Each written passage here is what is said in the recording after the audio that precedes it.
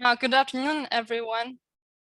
It's my great pleasure to present our retrospective evaluation on binding affinity predictions in small molecule drug discovery on behalf of my colleagues at Merck.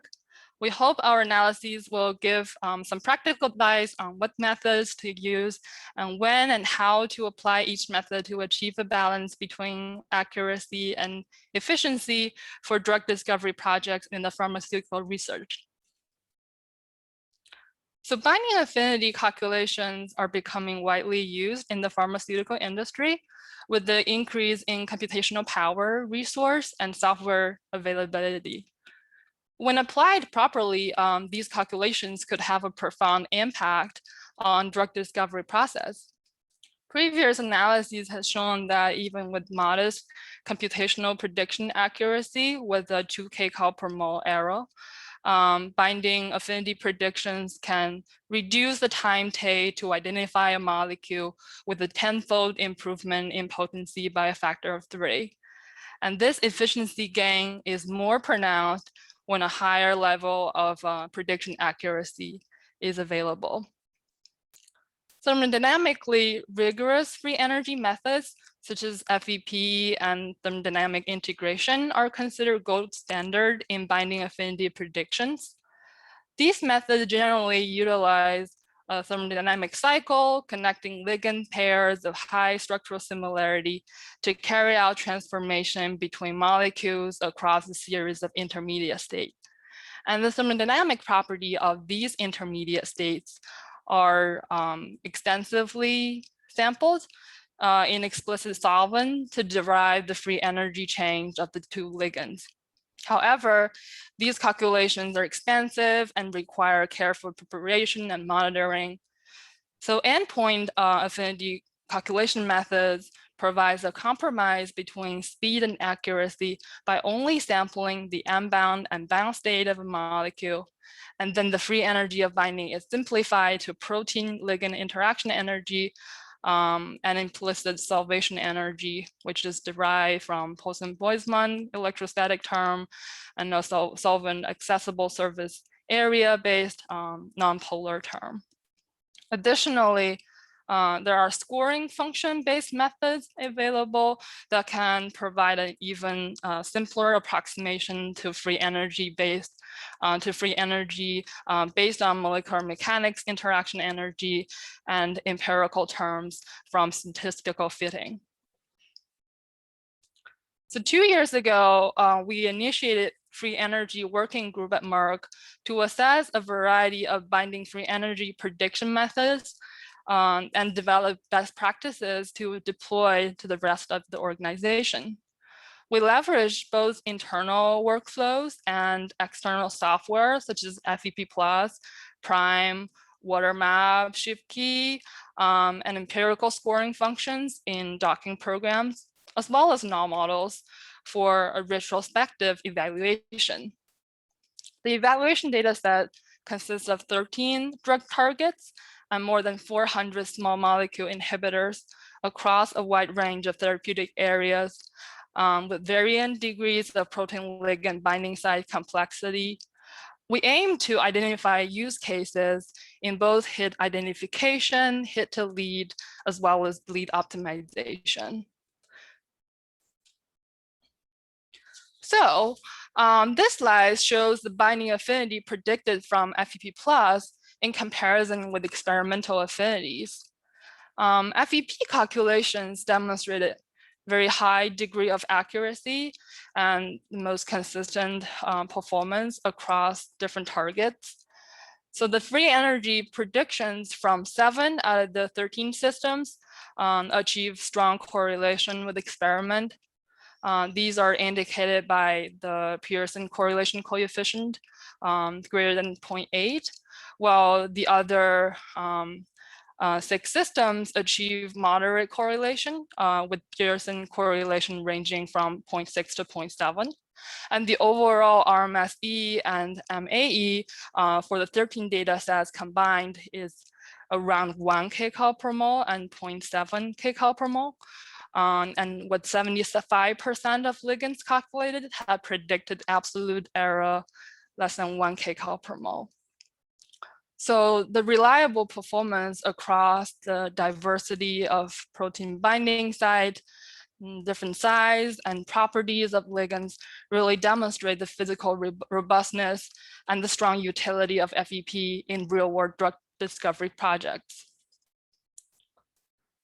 So while FEP calculations have seen a significant speed enhancement by using new hardware and cloud computing resource, they are still in limited use in routine use of drug discovery due to scalability and availability restrictions. Therefore, it is important to test alternative methods for compound prioritization for large library designs. So our evaluation tested 2 MMGBSA workflows, one from the Schrödinger prime module using OPS3E force field, and the other using OPMM as a simulation engine and EMBER-16 force field. MMGBSA binding affinity predictions from prime showed significant poorer numerical accuracy compared to FEP. In general, the prime MMGBSA tend to overestimate binding range, affinity range of compounds in the data set. So it overestimate the binding affinity of those high potency compounds while underpredict the weaker ones, and also have larger variation from targets to targets. Nevertheless, the predictions for 9 out of the 13 data sets showed moderate to strong correlation with experimental affinities, especially for those large data sets such as internal target A, MCL1, and P36 alpha, and PDE10A, suggesting that MMGBSA could still be a useful tool for compound prioritization. So switching to a different force field and MMGBSA protocol, the predictions from the OpenMM MMGBSA workflow showed a slight improvement in numerical accuracy, despite larger errors are still associated with most of the predictions. The Pearson correlation coefficients are generally lower than prime for the same targets, which could be attributed to the inaccuracy in torsional force field parameters and charge assignment. So let's look at some examples of binding affinity predictions for individual systems. So PDE10A is a protein that is expressed in the brain and has implications in pathophysiology of schizophrenia. And from the original fragment hit from HTS, the chemists carried out many iterations of parallel synthesis to generate a large compound library with a wide activity potency range, as well as 2 high resolution crystal structures, which led to a suitable data set for evaluation. So FEP calculations were carried out for 55 ligands in the PDE10 data set in 2 subsets based on core scaffold. It achieved quite high accuracy with numerical errors close to 1 kcal per mole.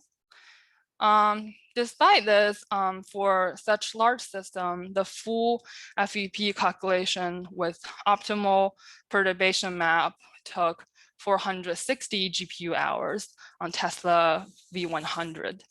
So we tested running FEP Plus using just the star map scheme to reduce the computational expense of these calculations.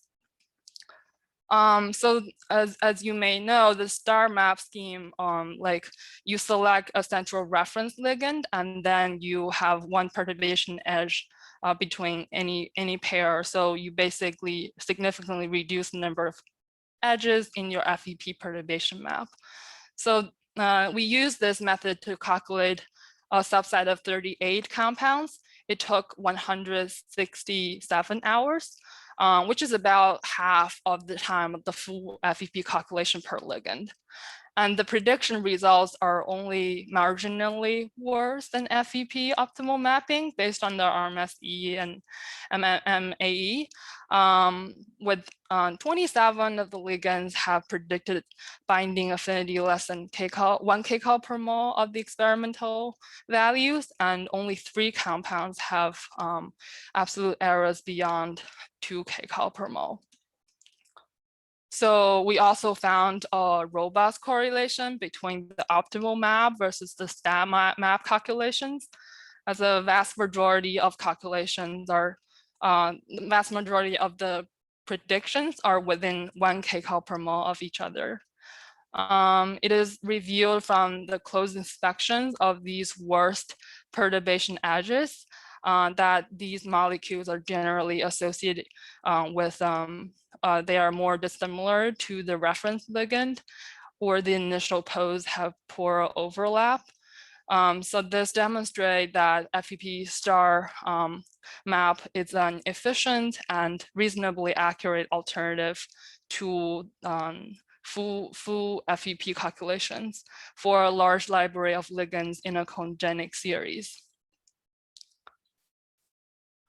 So it turns out that the binding affinity of PD10A ligands are partially driven by the size of the molecule. When we look at null models, such as molecular weight, it shows a moderate correlation between molecular weight and experimental potency. However, empirical scoring function like glide XP scoring are not able to differentiate these compounds. And endpoint affinity prediction methods such as prime, MMGBSA, and WMMM scores from WaterMap have comparable accuracy as null models, indicating that adding implicit solvation or explicit solvation are not significantly improving the performance compared to null model. However, the null model had trouble differentiating compounds with molecular weight in the narrow range of 440 to 460, while the binding affinity cover quite a wide dynamic range of 4 kcal per mole. So in this case, only prime MMGBSA method was able to correctly predict the relative affinity of these most potent compounds. It achieved a Pearson R square of 0.57, and it also able to correctly prioritize 9 out of the 10 most potent compounds in this data set. So in recent years, there are also many studies on the development of factor 10A inhibitors as a new anticoagulant drugs.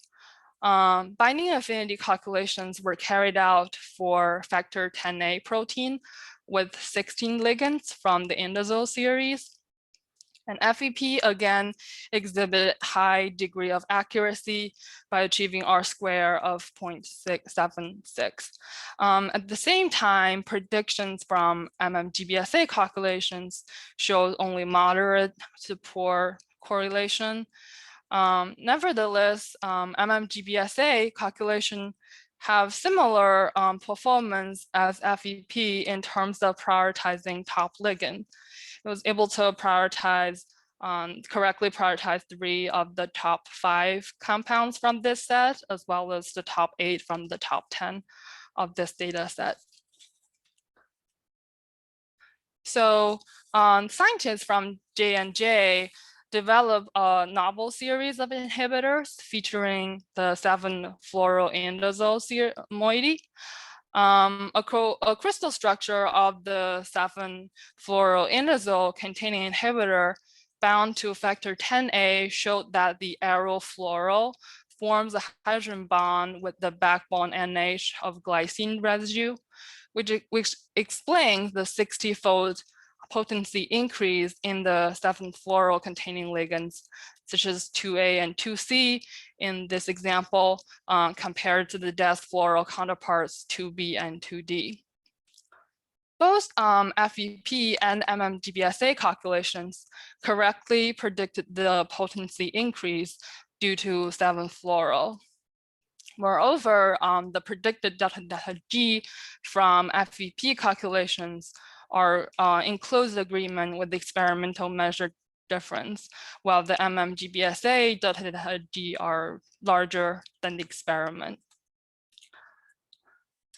So finally, prioritizing compounds is the uttermost importance in drug discovery, especially for a large library like data set.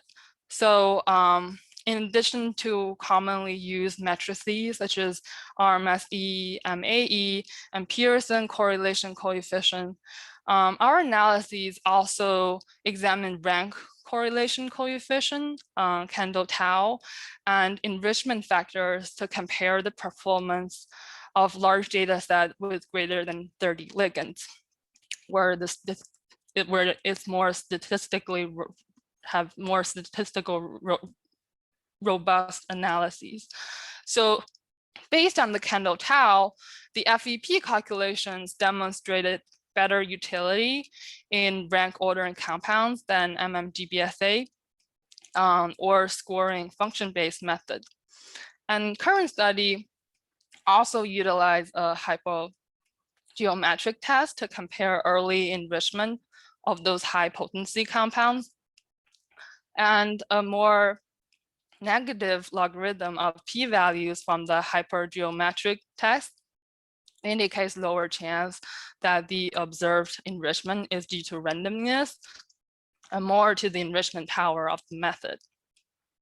So using a significance level of 0.05, denoted by the red line in these curves, in these histograms, FEP calculations achieve statistically significant enrichment for the top 30% of potent ligands for 3 of the 5 data sets, including target A, MCL1, and PD10A. Meanwhile, the prime MMGBSA calculations demonstrated early enrichment for 4 systems and only did poorly for the base data set.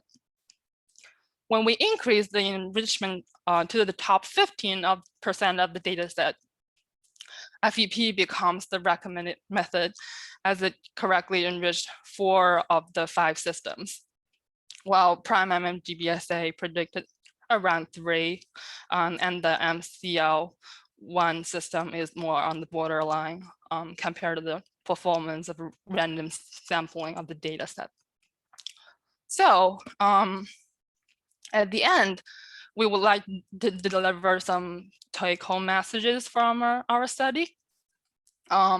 First, the relative free energy FEP calculations with optimal perturbation map achieve superior accuracy and most consistent performance across a wide range of systems, making it a good choice for binding affinity predictions if computational cost is not a concern.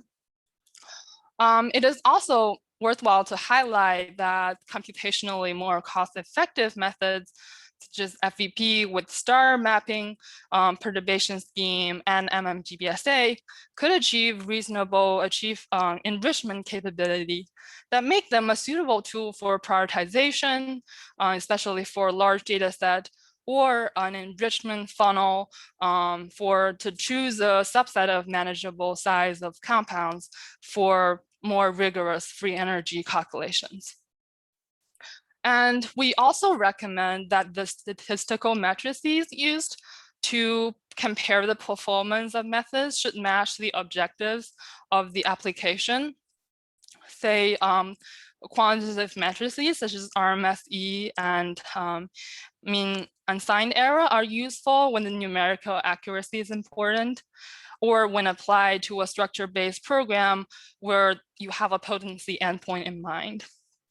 Alternatively, when the end goal is to prioritize top ligands for synthesis for a large set of designs or virtual screening output, matrices such as Kendall tau and enrichment p-value can be leveraged. With that, I would like to thank my colleagues former and current colleagues in the free energy method working group that jointly delivered these results. I would also like to thank IT and my colleagues in the computational and structural chemistry group for support, guidance, and help. Thank you so much for your attention, and I'd love to take any questions you have. Thank you. Clap on behalf of the audience. Thank you, Cindy. That was wonderful. We got started a little bit late, and so I think we have time for just one question. And then after that, if you'll go in and type answers to the rest, that would be great. So in one of the questions, it says, let's see, we'll just take the first one here. She says, Cindy, how come the prime MMGBSA results for base showed an inverse correlation? Yeah, that's a great question. You are meaning this base result. Yeah, we did observe for like several systems like base and CDK2 in the OpenMM case showed negative correlation. By looking at the binding site, we realized that there are some limitations with the force fields and the representation of the solvent that is really driving the potency trend for this set of ligands. So in this case, without more sampling and explicit representation of solvent, the MMGBSA methods were not able to capture the most important features of these ligands, and thus generating a poor correlation. Perfect. Great. Well, thank you again, Cindy. It was great to hear from you, and great work.